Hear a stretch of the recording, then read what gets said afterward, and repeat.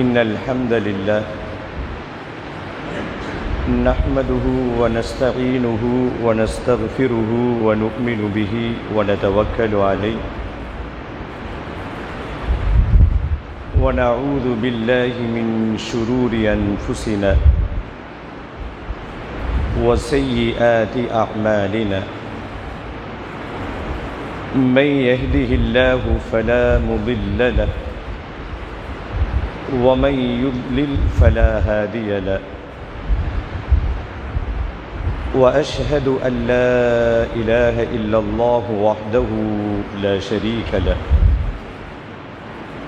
وأشهد أن محمدًا عبده ورسوله أرسله بالحق بشيرًا ونذيرًا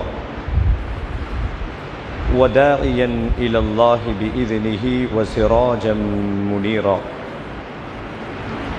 فقد قال الله تعالى في القرآن العظيم والفرقان المجيد أعوذ بالله من الشيطان الرجيم بسم الله الرحمن الرحيم يا أيها الناس اتقوا ربكم الذي خلقكم من نفس واحدة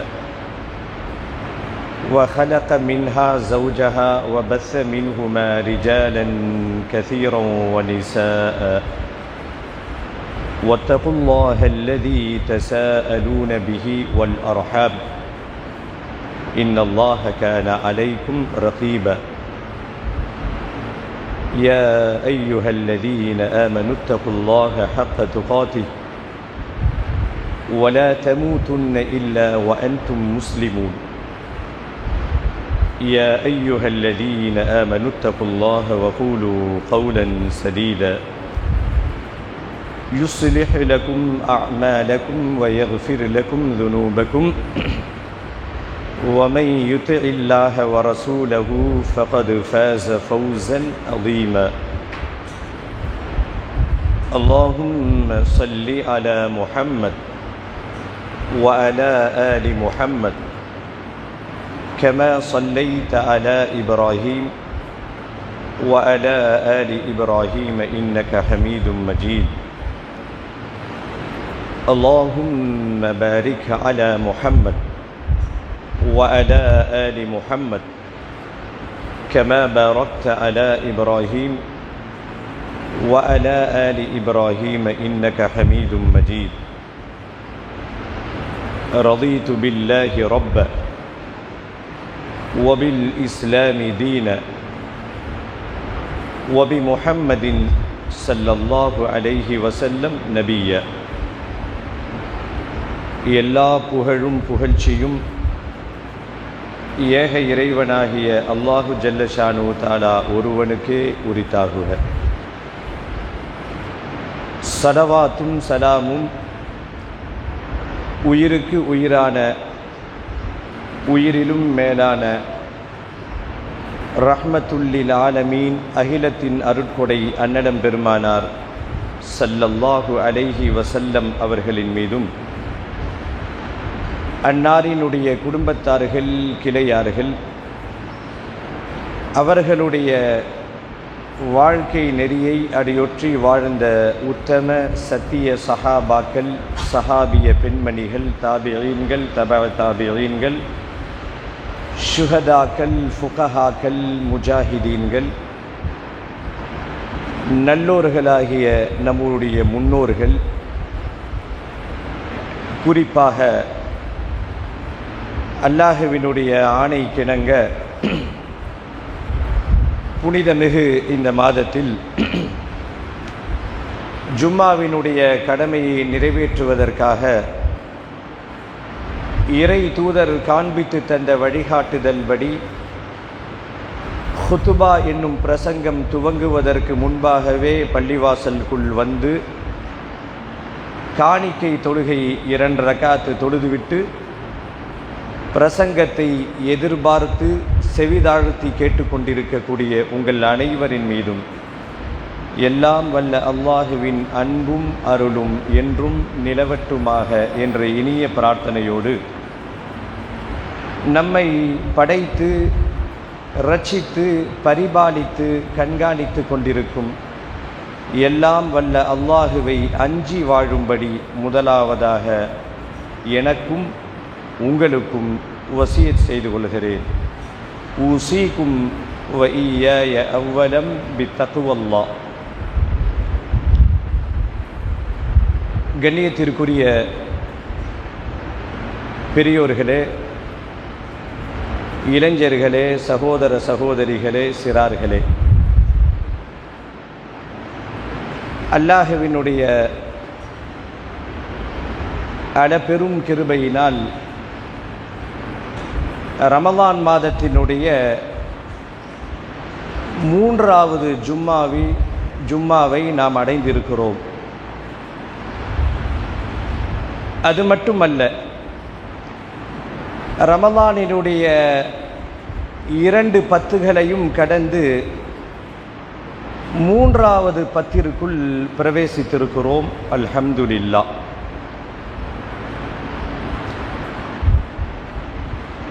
மற்ற நாட்களை விட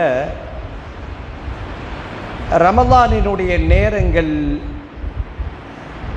வேகமாக நகருவதை நம்மால் உணர முடியும். இப்பொழுதுதான் சஹர் சாப்பிட்ட ஒரு மயக்கம் சில மணி நேரங்களில் 14 மணி நேரம் கடந்தது கூட தெரியாமல் இஃப்தாருக்கான தயாரிப்புகளிலே இறங்கிவிடுகிறோம். இதை உணர்ந்த நம்முடைய முன்னோர்கள் ரமலானில் நாள் வேகமாக போகுது என்பதை உணர்ந்த நம்முடைய முன்னோர்கள் அனுபவத்திலே சில வார்த்தைகளை சொல்லியிருக்கிறார்கள். ரமலானினுடைய முதல் 10 நடந்து போகும். ரமலானினுடைய 2வது 10 ஓடி போகும். ரமலானினுடைய 3வது 10 பறந்து போகும் என்பதை அனுபவத்திலே உணர்ந்த நம்முடைய முன்னோர்கள் சொல்லி வைத்ததை கண்கூடாக நாம் இப்பொழுது உணர்கிறோம். இப்பொழுதுதான் ரமலானினுடைய ஆரம்பம் துவங்கியதை போல ஒரு எண்ணம். அதற்குள் 2 பத்துகளை கடந்து 3வது பத்திற்குள் நுழைந்திருக்கிறோம். மொத்தத்தில் ரமலான் என்னும் ஒரு அரிய பொக்கிஷம் நம்மை விட்டு வேகமாக கரைந்து கொண்டிருக்கிறது என்பதை மட்டும் ஒரு இறை நம்பிக்கையாளர் தனக்குரிய பாடமாக எடுத்துக்கொள்வார். இந்த ரமலான் மாதத்திற்கு நிறைய பேர்கள் உண்டு. நாம் அறிந்ததெல்லாம் ரமலான் என்ற ஒரே பெயரைத்தான் நாம் அறிந்து வைத்திருக்கிறோம். குர்ஆன் பேசும். இந்த ரமலான் மாதத்திற்கு குர்ஆனிலும் ஹதீஸிலும் நாம் ஆய்வு செய்கின்ற பொழுது நிறைய பெயர்களை இஸ்லாம் இந்த ரமலான் மாதத்திற்கு வழங்கி இருக்கிறது. ரமலான், ஷஹ்ரு ஸியாம், நோன்புகளின் மாதம். இந்த ரமலான் ஷஹ்ருல் குர்ஆன், குர்ஆனின் மாதம். இந்த ரமலான் ஷஹ்ருல் கியாம், இரவு காலங்களில் தன்னை படைத்த இறைவனை நின்று வணங்கக்கூடிய மாதம். ஷஹ்ரு சதகா, தான தர்மங்களை எல்லாம் அள்ளி வீசக்கூடிய மாதம். ஷஹ்ருல் ஹைர், எல்லா நலவுகளையும் ஒட்டுமொத்தமாக இழுத்து கொண்டு வந்து சேர்க்கக்கூடிய மாதம். ஷஹ்ருல் பரக்கா, அபிவிருத்திக்கான மாதம் என்று நிறைய பெயர்கள் ரமலானிற்கு உண்டு. நம்மளுடைய கவனத்திற்கு கொண்டு வரப்படாத, ஆனால் அதே சமயம் நம்முடைய கவனத்திற்கு கொண்டு வர வேண்டிய ஒரு பெயரை நாம் கேள்விப்பட்டது இல்லை என்பது தான் என்னால் அறிய முடிகிறது. இது குர்ஆனினுடைய மாதம் என்று தெரிந்து வைத்திருக்கிறோம், ஓரளவுக்கு தெரிந்து வைத்திருக்கிறோம். பரக்கத்தின் மாதம் என்பதையும் அறிந்து வைத்திருக்கிறோம். நோன்புகளின் மாதம் என்றெல்லாம் பல பெயர்களை நாம் அறிந்து வைத்திருந்தாலும் இந்த ரமலானிற்கு மிக முக்கியமான ஒரு பெயர் இருக்கிறது. அந்த பெயர் தான், அந்த பெயரை தாங்கி இருக்கக்கூடிய கருத்து தான், அதனுடைய சாரம்தான் நமக்கு தேவைப்படுகிறது. அது என்ன பெயர்? ரமலான் மாற்றத்திற்கான மாதம். ரமலான் நாம் எல்லாம் அடிக்கடி ஆங்கிலத்திலே உபயோகப்படுத்துவோம் அல்லவா, சேஞ்சிங், மாற்றத்திற்கான மாதம். என்ன மாற்றம்? நாம் என்ன மாற்றத்தை உணர்கிறோம் என்று பார்த்தால், ஒட்டுமொத்த முஸ்லிம் சமுதாயம் ஒரே ஒரு மாற்றத்தை தான் உணர்ந்து இருக்கிறது காலம் காலமாக. என்ன மாற்றத்தை உணர்ந்திருக்கிறோம்? ரமலானுடைய பொழுதுகளில் எடுத்துட்டா ஒரு முஸ்லிமினுடைய வாழ்க்கை ஆச்சரியமாக துவங்கும், ஆச்சரியமாக முடியும். எல்லாமே ரிவர்ஸில் போகும். ரமலான் மாதத்தினுடைய ஒரு முஸ்லிமினுடைய ஒரு நாளை எடுத்துக்கொண்டால் இந்த உலகம் வியப்படைகிறது. டோட்டல் நம்மளுடைய லைஃப் ஸ்டைல், எல்லா இயல்பு வாழ்க்கையும் அப்படியே பின்னோக்கி நகரும். ஒட்டுமொத்த ஊரே அடங்கி இருக்கக்கூடிய அதிகாலை 3 மணிக்கு எழுந்திருச்சு, அரை தூக்கத்தில் பசியே இல்லாத நேரத்தில் சாப்பிட்டு, தாகமே இல்லாத நேரத்திலே தண்ணி குடித்து, பகல் பொழுதிலே கடும் பசி ஏற்படுகின்ற நேரத்திலே பசித்திருந்து, சுட்டெரிக்கின்ற வெயில்களிலே கொஞ்சம் தொண்டை கொஞ்சம் குளிர்ச்சியாக மாறாதா என்று ஏங்குகின்ற அந்த தருணத்திலே தாகித்திருந்து கடும் விரதத்தை மேற்கொள்ளக்கூடிய நிலையில் இஸ்லாமியர்கள் இருக்கிறார்கள். இந்த ஒரு மாற்றம் ஏற்பட்டிருக்கிறது. பசி இல்லாத நேரத்திலே சாப்பிடுகிறோம். கடுமையான பசியும் தாகமும் ஏற்படுகின்ற நேரத்திலே பசியை தவிர்க்கிறோம், தாகத்தை தவிர்க்கிறோம். கிட்டத்தட்ட ஒரு 14 மணி நேரம் இந்த நோன்பு மேற்கொள்ளப்படுகிறது. இந்த மாற்றத்தை தான் இஸ்லாம் சொல்லுகிறதா, அல்லாஹ் விரும்புகிறானா என்று பார்த்தால் இது ஒரு முக்கியமான மாற்றம். இந்த மாற்றத்தோடு தான் நாம் நோன்பு வைக்கிறோம், சஹர் சாப்பிட்றோம். ஒரு 14 மணி நேரம் பகல் பொழுதில் பசிக்கிற நேரத்தில் பசியை அடக்கி கொண்டு, தாகத்தை அடக்கி கொண்டு நோன்பு இருக்கிறோம். ஆனால் இந்த மாற்றம் மட்டும் பத்துமா என்று பார்த்தால் நிச்சயமாக இந்த மாற்றம் பத்தவே பத்தாது என்று குர்ஆன் பேசுகிறது. அப்ப நம்ம இடத்திலே என்ன மாற்றங்கள் வேண்டும்? ஒரு 2 மனிதர்களை உங்களுடைய கவனத்திற்கு, உதாரணத்திற்கு கொண்டு வருகிறேன். 2 பேர் இருக்காங்க. ஒருத்தர் 2 பேர். ஒருத்தர் பேர் அப்துல்லா. யாராவது அப்துல்லான்னு இருந்தால் கோச்சிக்க வேணாம். ஒருத்தர் பேர் அப்துல்லா, இன்னொருத்தர் பேர் அப்துல் ரஹ்மான்னு வச்சுக்கோங்க. 2 பேர் முஸ்லீமில் சமுதாயத்தில் இருக்கிறாங்க. இந்த அப்துல்லா ஒரு 65 வயசு முதியவர். நினைவு தெரிஞ்ச நாள்ல இருந்து 45 வருஷம் 50 வருஷம் நோன்பு நோற்ற எக்ஸ்பீரியன்ஸ், அப்படியே பழுத்த பழம். அனுபவத்தினுடைய உச்சத்திலே 50 வருட காலம் நோன்பை நோற்றிருக்கிறார் அப்துல்லா. இன்னொருத்தர் சின்ன பையன். இப்பொழுதுதான் நோன்பு கடமையாயிருக்கிறது. முதல் நோன்பை பூர்த்தி செய்திருக்கிறார், முதல் ரமலானை பூர்த்தி செய்திருக்கிறார். நம் பார்வையில் 2 பேர்ல யார் பெஸ்ட் அப்படின்னு கேட்டா நாம் என்ன சொல்லுவோம்? என்னங்க இப்படி கேட்டீங்க? 55 வருஷம் நோன்பு நோற்ற பழுத்த பழம், அனுபவசாலி. நேற்று இந்த பையன் ஒரே ஒரு ரமலான் நோன்பை தான் வச்சிருக்கிறான், இவன் தான் சிறந்தவன் என்று நாம் சொல்லுவோம். ஆனால் அல்லாஹ்வினுடைய பார்வை வேறு விதமாக இருக்கிறது. இங்கே எக்ஸ்பீரியன்ஸுகள் பேசாது சகோதரர்களே. என்னுடைய வாழ்க்கையில் நான் 50 வருட காலம் நோன்பை வைத்திருக்கிறேன் என்றெல்லாம் பெருமை பேசுவது இங்கே செல்லுபடியாகாது. மாற்றங்கள் இல்லாத நோன்பு ஒரு நோன்பே அல்ல. அந்த நோன்பை அல்லாஹ் விரும்புவதும் இல்லை. 50 வருஷமா நோன்பு இருக்கிறாரு. ரமலான் முடித்த உடனே அவருடைய செயல்பாடுகளை பார்த்தால் அப்படியே தலைகீழாக மாறுகிறது. பள்ளிவாசலில் இருந்து துண்டிப்பு, இந்த நோன்பிலே அடக்கி வைத்திருந்த எல்லா அநியாயங்களையும் மற்ற மாதங்களிலே கட்டவிழ்த்து விட்டு விடுகிறார். வியாபாரியாக இருந்தால் மோசடி செய்கிறார், கடனை வாங்கி கொண்டு ஏமாற்றுகிறார். இப்படி எல்லா அநியாயங்களும் செய்துவிட்டு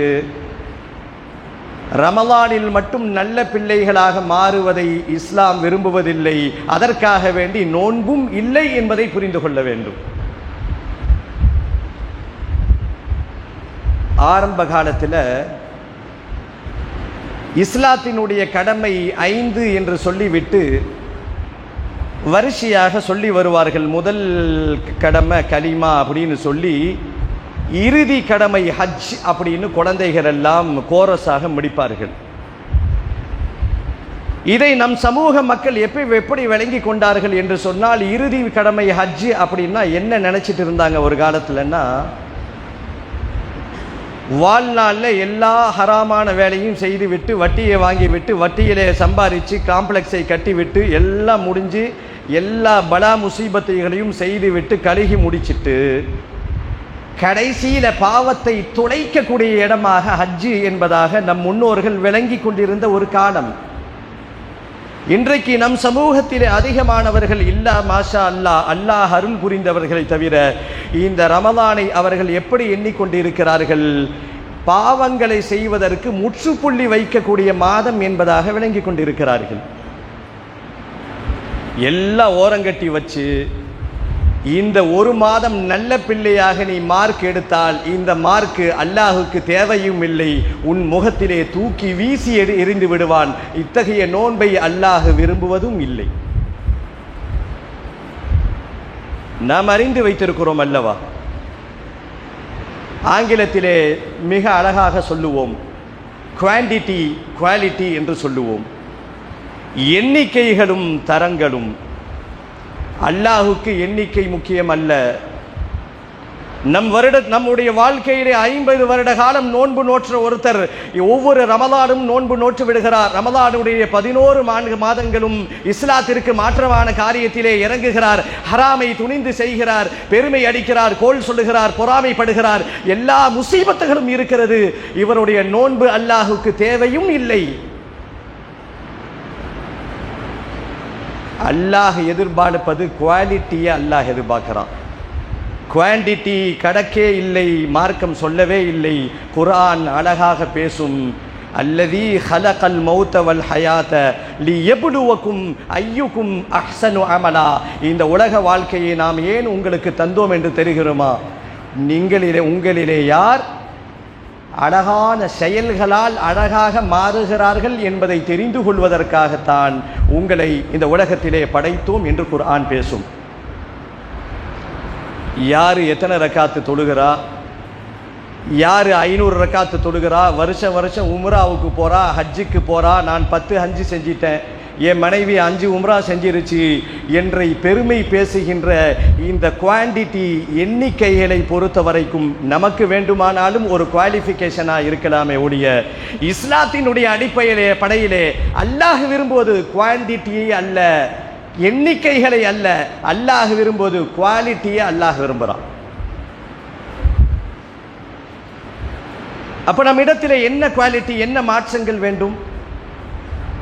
சிம்பிள். யாருக்கிட்ட என்னென்ன அநியாயங்கள் அல்சாட்டியங்கள் இருக்கிறதோ அது நமக்கு தான் தெரியும். வெளியிலே ஒயிட் அண்ட் ஒயிட், மிஸ்டர் ஒயிட்டாக வலம் வருவோம். வாயை திறந்தால் அல்ஹம்துலில்லாஹ், வாயை மூடினால் மாஷா அல்லாஹ் என்றெல்லாம் வாய் ஜாலங்கள் எல்லாம் பேசிவிட்டு செல்லலாம். என்னையும் சேர்த்து சொல்லிக் கொள்ளுகிறேன், எனக்கு இல்லை என்னென்ன குறை இருக்குன்னு எனக்கு தெரியும். நான் ஒரு பெருமை பிடித்தவன் என்று யாராவது கருதினால் நீங்களே செல்ஃபாக ஒரு பயிற்சி தரக்கூடிய மாதம் சகோதரர்களே. கொஞ்சம் ஒரு 3 மணிக்கு 4 மணிக்கு இந்த வயிறு காய காய காய நம்முடைய உள்ளத்தில் ஒரு மாற்றங்கள் ஏற்படும் பாருங்க. இந்த மாற்றத்தை தான் அல்லாஹ் விரும்புகிறான். அதற்காக வேண்டிதான் நோன்பு கடமையும் கூட. குவான்டிட்டி முக்கியம் அல்ல, குவாலிட்டி முக்கியம். வருடங்கள் முக்கியம் அல்ல, எத்தனை நோன்பு நம்மை பண்படுத்தி இருக்கிறது என்பதுதான் முக்கியம். என்னை எடுத்துக்கொள்ளுங்கள், என்கிட்ட என்னென்ன கெட்ட பழக்கம் இருக்குன்னு எனக்கு தெரியும். நான் பெருமை அடிக்கிறேனா? இந்த நோன்பு என் பெருமையை பொசுக்க வேண்டும். நான் கோல் சொல்லி ஃபித்னா பேசி திரிகிறேனா? சில சகோதரர்களை பார்க்கிறோம், வேதனையாக இருக்கிறது. அவங்கெல்லாம் வைத்து நோன்பு இருக்க வேண்டிய அவசியம் இல்லை, வாயை கட்டுப்படுத்தணும். சஹரில் இருந்து இஃப்தார் வரைக்கும் ஒரே ஃபித்னா ஃபித்னா ஃபித்னா, பலா முசீபத். கேட்டால் நோன்பு வைத்து இருக்கிறோம். என்ன நோன்பு? வயிற்று நோன்பை அல்லாஹ் விரும்பவில்லை. வாய்க்கு பூட்டு போடுங்கள். ஒரே ஒரு சிம்பிள் பயிற்சி. இந்த நோன்பு நமக்கு இந்த பாடத்தை கற்றுத்தந்தால் போதும், அல்லாஹ் நம்மை இலகுவாக சொர்க்கத்திலே நுழைத்து விடுவான். ஒரே ஒரு சிம்பிள் பயிற்சி இன்றையிலிருந்து உறுதிமொழி எடுத்துக்கொள்வோம். குறிப்பாக பெண்கள், இனிமேல் என் மனசார என் வாயால யாரையும் கோல் சொல்ல மாட்டேன், ஃபித்னா சொல்ல மாட்டேன் ஒரு உறுதிமொழியை எடுத்துக்கிட்டாவே நம்மளுடைய நோன்பு சக்சஸ். சகோதரர்களே, வாய்க்கு நோன்பு வையுங்கள். வெறும் வயிற்று பட்டினியாக இருப்பதை இஸ்லாம் விரும்பவில்லை. வாய்க்கு நோன்பு போடு. கண்டதை பேசி திரியாதே, கோல் மூட்டாதே, அவதூறு பரப்பாதே, ஃபித்னாக்களிலே குளிர்காயாதே, மற்றவனை பார்த்து அவதூறு பரப்புவதிலே இன்பம் அடையாதே. அப்படி இன்பம் அடைந்தால் நீ வைத்திருக்கக்கூடிய நோன்பு உன்னை பண்படுத்தவில்லை என்றால், உன் நோன்பு உன்னை பக்குவப்படுத்தவில்லை என்று சொன்னால், இந்த நோன்பு கொஞ்சம் சிரமமாக இருக்கிறது சொல்வதற்கு. இது நோன்பல்ல. இந்த நோன்பை இஸ்லாம் விரும்புவதும் இல்லை. முதல்ல ஒரு சிம்பிள் விஷயம் திரும்பவும் உங்களுடைய கவனத்திற்கு கொண்டு வருகிறேன். யார் யார்கிட்ட என்னென்ன கெட்ட பழக்கம்னு லிஸ்ட் கண்டிப்பாக இருக்கும். நான் ஒரு பெருமைக்காரன் அப்படின்னு யாராவது நினச்சிங்கன்னா, இன்றைய நோன்பு உங்களை பெருமையிலிருந்து அகற்ற வேண்டும். நான் ஒரு ஃபித்னா பேசி திரிபவன், என் வாய் திறந்தாலே யாராவது பற்றியாவது பேசிக்கிட்டே இருப்பேன், நான் பலா முசீபத்துகளை கழுவுபவன் என்று யாராவது இருந்தால், தயவு கூர்ந்து சகோதரர்களே, இந்த நோன்பு இந்த குணத்திலிருந்து உங்களை மீட்டெடுக்க வேண்டும். நான் ஒரு கோபக்காரன், இந்த நோன்பு உங்களை கோபத்தை கட்டுப்படுத்தணும். இஸ்லாம் இந்த நோன்பை உளவியல் ரீதியாக ஆய்வு செய்பவர்கள் நிறைய ஆச்சரியத்தை வெளிப்படுத்துகிறார்கள். நமக்கு பொறுத்த வரைக்கும் அது தேவையில்லை. ஏன் நோன்பு வைக்கிறோம் தெரியுமா? நோன்பு வைத்தால் உடலில் இருக்கக்கூடிய கெட்ட கொலஸ்ட்ரால் எல்லாம் பேர்ன் ஆகிறது, எரிக்கப்படுகிறது என்றெல்லாம் மருத்துவ உலகம் சொல்லுகிறது. அதெல்லாம் நமக்கு தேவையில்லை. நம்முடைய கெட்ட குணங்கள் போன் ஆனால் போதும். கெட்ட கொலஸ்ட்ராலை விட, கெட்ட கொழுப்புகளை விட நம் உள்ளத்திலே ஆங்காங்கே சேர்ந்து இருக்கக்கூடிய அந்த கெட்ட குணக்கழிவுகள் இந்த நோன்பின் மூலமாக நீங்கினாலே நாம் பரிசுத்தவான்களாக மாறிவிடுவோம். ஒரு உறுதிமொழி எடுத்துக்கொள்வோம். இறைவா, என்கிட்ட இன்னென்ன குணம் இருக்கு, இதுவரைக்கும் நான் பெருமைக்காரனா இந்த உலகத்தில் வாழ்ந்திருக்கிறேன்.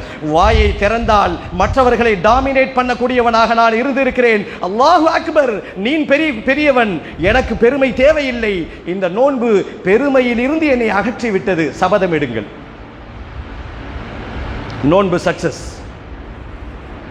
நான் ஒரு கஞ்சன், யாருக்கும் எனக்கு எதுவும் செய்யறதுக்கு மனசே வரமாட்டேங்குது என்ற நிலையில் யாராவது இருந்தால், இந்த நோன்பு உங்களை தயான குணம் உள்ளவர்களாக மாற்றட்டும். நான் ஒரு பொறாமைக்காரன், நான் ஒரு வைத்தறிச்சல் பிடித்தவன். மற்றவர்கள் நன்றாக வாழ்ந்தால் எனக்கு பிடிக்காது. அவன் புதியதாக ஏதாவது வாங்கினால், வாகனம் வாங்கினாலோ வீடு கட்டினாலோ எனக்கு வயிறு எரிகிறது. எத்தனை ஜெலியூசுல் பாட்டில் குடித்தாலும் அந்த வயிற்றெரிச்சல் தீர மாட்டேங்குது என்ற நிலையில் நீங்கள் இருப்பவர்களா? இன்றையிலிருந்து இந்த நோன்பின் மூலமாக நாம் உறுதிமொழி எடுத்துக்கொள்வோம்.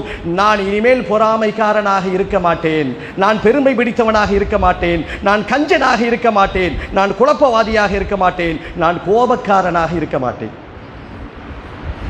இந்த எல்லாத்தையும் சேர்ந்த ஒரு மாற்றத்தை தான் நோன்பு விரும்புகிறதே தவிர, வெறும் வைத்த காய போட்டு நோன்பு 30 நாள் நோன்பை வச்சு அதுக்கப்புறம் நம்மளுடைய எல்லா பழைய லைஃப் ஸ்டைல்களும், நம்மளுடைய எல்லா குணக்கழிவுகளும் அப்படியே நம்மகிட்ட ஒட்டி கொண்டு இருந்தால் 50 வருடம் அல்ல பெரியோர்களே, சகோதரர்களே, 100 வருடம் அல்லாஹ் நமக்கு ஆயுசை கொடுத்து இந்த 190 வருஷம் நாம் நோன்பு இருந்தாலும் அந்த நோன்பினால் எந்த பயனும் இல்லை. அது பயனற்ற நோன்பாக மாறிவிடுகிறது. நோன்பினுடைய அடிப்படை நோக்கம் நம்மளுடைய குணக்கழிவுகள் அகற்றப்பட வேண்டும். இந்த மாற்றத்தை தான் இஸ்லாம் விரும்புகிறது. கொஞ்சம் யோசித்து பாருங்கள், நோன்பு நம்மளை எப்படியெல்லாம் பக்குவப்படுத்துகிறது. 6:29 நோன்பு திறக்கின்ற நேரம். கடுமையான பசி, தாகம், அதுவும் குறிப்பாக வேலை செய்பவர்கள், அலுவலகத்தில் இருப்பவங்க, பள்ளியில் படிக்கக்கூடியவர்களுக்கெல்லாம் நோன்பு வைத்திருந்தால் கொஞ்சம் கடும் பசியாக இருக்கும். 6:29 நோன்பு திறக்கிற நேரம். அப்படியே ஒரு பரபரப்பு. இஃப்தாரில் போய் உட்கார்ந்துட்டு 28க்கு கூட நம்மளால் நோன்பு திறக்கிறதுக்கு மனசு வராது. யாராவது கோர்ட்டில் போய் ஸ்டே ஆர்டர் வாங்கியிருக்காங்களா? இவர் 28க்கு நோன்பு திறந்தா கூடாதுன்ட்டு யாராவது தடை வாங்கியிருக்கிறார்களா? எதுவும் கிடையாது. இந்த மனக்கட்டுப்பாடு உலகத்திலே நோன்பின் மூலமாக இறை நம்பிக்கையாளர்களுக்கு அல்லாஹ் பாடம் நடத்துகிறான். என் ரப்பு எனக்கு தந்திருப்பதை, அவன் தடுத்ததை நான் செய்யவே மாட்டேன் என்ற பாடத்தை இந்த நோன்பு உணர்த்துகிறது. உதாரணத்திற்கு ஒரு அழகான செய்தி உங்களுடைய கவனத்திற்கு கொண்டு வந்தால் பொருத்தமாக இருக்கும். ஒரு கிளாஸ்ல மது கொண்டு வரப்படுது. இந்த மது பழக்கம் இல்லாதவர்கள் என்ன சொல்லுவார்கள்? சீ சீ சீ, ஹராம் என்று சொல்லுவார்கள். அப்படிதானே? மது குடிப்பது ஹராம். அதே ஒரு கிளாஸில் பழச்சாறு, ஜூஸ் கொண்டு வரப்படுது. இது நமக்கு ஹலாலா ஹராமா என்று பார்த்தால் ஜூஸ் குடிப்பது ஹலால், மது குடிப்பது ஹராம். அதே இந்த ரமலானுடைய நேரத்தில் நோன்பு வச்சிட்டு நம்ம கிட்ட ஜூஸ் வந்து கொடுத்தாடும் இதுவும் நமக்கு ஹராம் தான். எதையெல்லாம் அல்லாஹ் ஹலாலாக ஆக்கி வைத்திருக்கிறானோ, என் ரப்புக்காக வேண்டி ஹலாலை கூட நான் தவிர்ந்து வாடும் பொழுது ஏன் நான் ஹராமை செய்ய வேண்டும்? இந்த பயிற்சி இஸ்லாம் நோன்பின் மூலமாக நமக்கு தருகிறது. இறைவன் அனுமதிச்சதையே நோன்பு காலத்தில் நாம் விளக்குறோமே, எவ்வளவு பேணுதலாக இருக்கிறோம். ஒழு செய்யும் பொழுது ரொம்ப கேர்ஃபுல்லாக வாய் கொப்பளிக்கிறோம். தண்ணி ஒரு சொட்டு வாய்க்குள்ளே தொண்டைக்குள்ளே போயிடக்கூடாதுன்னு எச்சரிக்கை. யாராவது கேமரா வச்சு செக் பண்ணுறாங்களா? யாருக்காவது பிள்ளைகள் பள்ளியிலே படிக்கக்கூடிய மாணவ செல்வங்கள் வந்திருக்கிறார்கள். அவர்கள் படிக்கக்கூடிய மாற்று மத சகோதரர்கள் நோன்பு இல்லாமல் இருப்பார்கள். இவங்க நோன்பு வைத்திருப்பார்கள். இவர்கள் நினைத்தால் என்ன வேணாலும் செய்யலாம், செய்ய மாட்டாங்க. யாரும் பார்க்கவில்லை. நான் தனி அறையில் இருக்கிறேன். ஏதேனும் அவர்கள் விழுங்கினால் யாருக்காவது தெரிய போதா? தெரியாது. ஆனாலும் செய்ய மாட்டோம். இதுதான் நோன்பு செய்யக்கூடிய மிராக்கிள், அதிசயம் என்று சொல்லுவோம் அல்லவா? இந்த அதிசயத்தை மாற்றத்தின் மூலமாக இஸ்லாமியர்களுக்கு அல்லாஹ் வழங்கி இருக்கிறான்.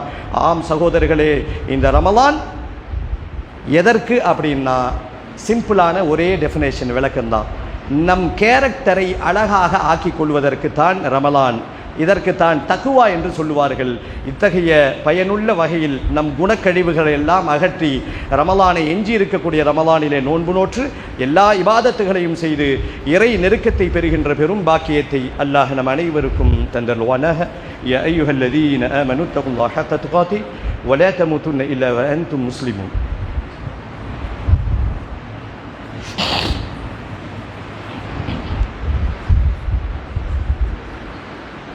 الحمد لله الذي وكفى وسلام على عباده الذين اصطفى. கண்ணியத்திற்குரிய பெரியோர்களே, சகோதர சகோதரிகளே, இங்கே தொழுகைக்கு வந்திருக்கக்கூடிய உங்களுக்கு மத்தியில் நிச்சயமாக இரண்டு வகையினர் கண்டிப்பாக இருப்பார்கள். முதல் குரூப்பு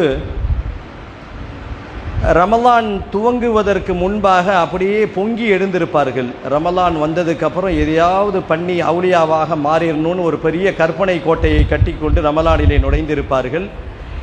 20 நாள் ஆயிருக்கும், ஒரு துரும்பை கூட அசைத்து போடாமல் வெறும் நோன்பு வைத்துவிட்டு அப்படியே தொழுகை இல்லாமல் எந்த மாற்றங்களும் இல்லாமல் தங்களுடைய லைஃபை 20 நாளை கழிச்சிருப்பாங்க. இது ஒரு கூட்டம் நிச்சயமாக இருக்கும். இவர்கள் இறைவனுடைய பார்வையில் துர்பாக்கியசாலிகள், பாக்கியமற்றவர்கள். கொஞ்சமாவது உனக்கு இது இருக்கா அப்படின்னு நாம் ஒரு ஆளுக்கு உபதேசம் பண்ணும் போது கேட்போம், எவ்வளவு அற்புதமான சான்ஸ் கிடச்சிட்டு விட்டுட்டியே. அதே போல தான் சகோதரர்களே, நாட்களை எந்த பயன்பாடும் இல்லாமல் வெட்டியாக கழித்தவர்கள், இபாதத்தும் இல்லை, செயல்களுடைய மாற்றங்களும் இல்லாமல் கழித்தவர்கள் இறைவனுடைய பார்வையில் துர்பாக்கியவான்கள். இது ஒரு கூட்டம் கண்டிப்பாக இருக்கும். என்ன சொல்யூஷன்? அவர்கள் தண்ணீர் தெளித்து விடப்பட்டவர்களா? என்ன சொல்யூஷன், என்ன தீர்வு? மார்க்கம் என்ன சொல்கிறது? காலம் காத்திருக்கிறது. இறைவன் கருணையாளன். கருணை, தன்னுடைய தயாளத்தன்மையை இந்த உலகத்திலே அல்லாஹ் கொட்டுகிறான். இதுவரைக்கும் நான் சரியா பயன்படுத்தலைன்னு யாராவது யோசித்தால் குர்ஆன் நமக்கு சொல்யூஷனை தருகிறது. அஃபலா யதூபூன இலல்லா, மக்களே நீங்கள் திருந்தி அல்லாஹ்வின் பக்கம் வரமாட்டீர்களா என்று குர்ஆன் கேட்கிறது. இந்த மாதிரி உள்ளவங்களுக்கு சொல்யூஷன், தௌபா செஞ்சு இனி வரக்கூடிய நாளை சரியாக பயன்படுத்தணும். இது ஒரு கூட்டம். இன்னொரு வகையினர் இருப்பார்கள், மாஷா அல்லாஹ், அவர்கள் ரமலான் துவங்கியதிலிருந்து, இபாதத்திலிருந்து, தன்னுடைய கேரக்டரை சரி செய்வதிலிருந்து, நடை உடை பாவனை எல்லாம் சரி செய்து அற்புதமாக தங்களுடைய நாட்களை கழித்து கொண்டிருப்பார்கள். இவர்களுக்கு அல்லாஹ் கூறுகின்ற உபதேசம் என்ன? யுசாரிஊன ஃபில் ஹைராத், கொஞ்சம் முடங்கி போய்விடாதீர்கள், நன்மைகளை தீவிரமாக இன்னும் கொஞ்சம் தீவிரப்படுத்துங்கள், வேகத்தை காட்டுங்கள் என்று குர்ஆன் சொல்லுகிறது. இப்போ இந்த ரெண்டு கூட்டத்தில் நாம் யாருன்னு நமக்கு தான் தெரியும். வீணடித்த கூட்டமாக இருந்தால் அல்லாஹ் சொல்வதை போல மீண்டு திரும்பவும் ரப்பிடத்திலே தௌபா செய்துவிட்டு மீளுவோம். சரியாக பயன்படுத்திய கூட்டமாக இருந்தால் வரக்கூடிய நாட்களை சரியாக பயன்படுத்துவோம் என்ற ஒரு செய்தி. அதே நேரத்தில் ரமலானுடைய காலத்தில், பண்டிகை காலத்தில் நிறைய ஆஃபர்களை பார்ப்பீங்க. Buy 1 get 2 free, buy 2 get 4 free என்றெல்லாம் நிறைய ஆஃபரை பார்த்துருப்பீங்க. அல்லாஹ் ஒரு அற்புதமான ஆஃபரை இஸ்லாமியர்களுக்கு, உண்மையான ஆஃபர், இது போலியான ஆஃபர்லாம் இல்லை. பை 1 கெட் 1 கெட் 2 அந்த ஆஃபர்லாம் கிடையாது. அல்லாஹ் ஒரு அற்புதமான ஆஃபரை வழங்குகிறான். கருணையாளன் அல்லாஹ். என்ன ஆஃபர்? ரமலானில் நீ உயிரோடு இருந்திருக்கிறியா? கடைசி 10 நீ அடைந்திருக்கிற பாக்கியம் உனக்கு கிடைச்சிருக்கா? ஹயாத்தா இருக்கியா? இந்த கடைசி 10 நாளுடைய இரவில் நான் லைலத்துல் கத்ர் என்று ஒரு ஆஃபரை அறிவித்திருக்கிறேன். பை 1. இந்த ஒரே ஒரு ஆஃபரை நீ பயன்படுத்திட்டா உனக்கு என்ன கிடைக்கும்? கெட் 83 years and 3 months, 83 வருஷம் 3 மாதம் இந்த உலகத்தில் வாழ்ந்து நல்ல அமல் செஞ்சா உனக்கு என்னென்னலாம் கிடைக்குமோ அதெல்லாம் ஒரே இரவில் இந்த இரவை நீ பெற்றுக்கொண்டால் உனக்கு இந்த ஆஃபரை நான் வழங்குகிறேன் என்று உண்மையான ஆஃபரை அல்லாஹ் வழங்குகிறான். என் அருமை சகோதரிகளே, பெரியோர்களே, இந்த ஆஃபரை பெற்றுக்கொள்வதற்கு நீங்கள் தயார் என்று சொன்னால், நேற்றிலிருந்து ஆரம்பிச்சிருச்சு. கடைசி 10 இரவு பொழுதில் ஃபர்லான தொழுகையை தொழுகுங்க. இரவு பொழுதில் முடிந்த வரைக்கும் மேக்சிமம் ஸ்கூல் லீவாக இருந்தால் நீங்கள் இரவை பொழுதை ஹயாத்தாக்குங்கள். எப்படி ஹயாத்தாக்கிறது? இன்றைக்கு இளைஞர்களை பார்க்கிறோம், நாய் அடிக்கின்ற வேலையை அந்த இரவிலே செய்கிறார்கள். பலர்கள் நாயை அடிக்கிறன்னு ஒரு லட்சியத்தோடு போகிறாங்க. பல இடங்களிலே பைக் ரேஸ் நடக்குது. அந்த அவர்களுக்கு அல்லாஹ் வழிகாட்டட்டும். நாம் என்ன செய்யணும்? வீட்டுக்கு பக்கத்தில் இருக்கக்கூடிய பள்ளிவாசலில் கியாமுல் லைல் தொழுகை நடக்கும். நம் பள்ளியிலும் வைத்திருக்கிறோம். 2:30 மணிக்கு தொழுகை. 9 மணிக்கு தொழுத தொழுகையை 2:30 மணிக்கு மாற்றி வைத்திருக்கிறோம். ஜமாத்துடன் தொழுது முடிச்சுட்டு வித்திரு தொழுதுட்டு இந்த 10 நாளையும் ஏதாவது ஒரு நாளில் லைலத்துல் கத்ர் என்ற ஆஃபரை அல்லாஹ் வழங்குறான். அது எந்த நாள்னு தெரியாது. உண்மையான ஆஃபர், மிஸ் பண்ண வேண்டாம், தவற விடாதீர்கள் என்ற ஒரு முக்கிய வழிகாட்டுதலோடு எல்லாம் வல்ல அல்லாஹ் நம் அனைவருக்கும் எஞ்சி இருக்கக்கூடிய ரமலானிய பொழுதுகளை சரியான முறையிலே கடத்துகின்ற பாக்கியத்தை எனக்கும் நம் குடும்பத்தார்களுக்கும் எல்லா மக்களுக்கும் அல்லாஹ் தந்தருள்வானாக. யா அய்யுஹல்லதீன ஆமனு தகுல்லாஹ ஹக்க துகாதி வலா தமூதுன்ன இல்லா வஅன்தும் முஸ்லிமூன்.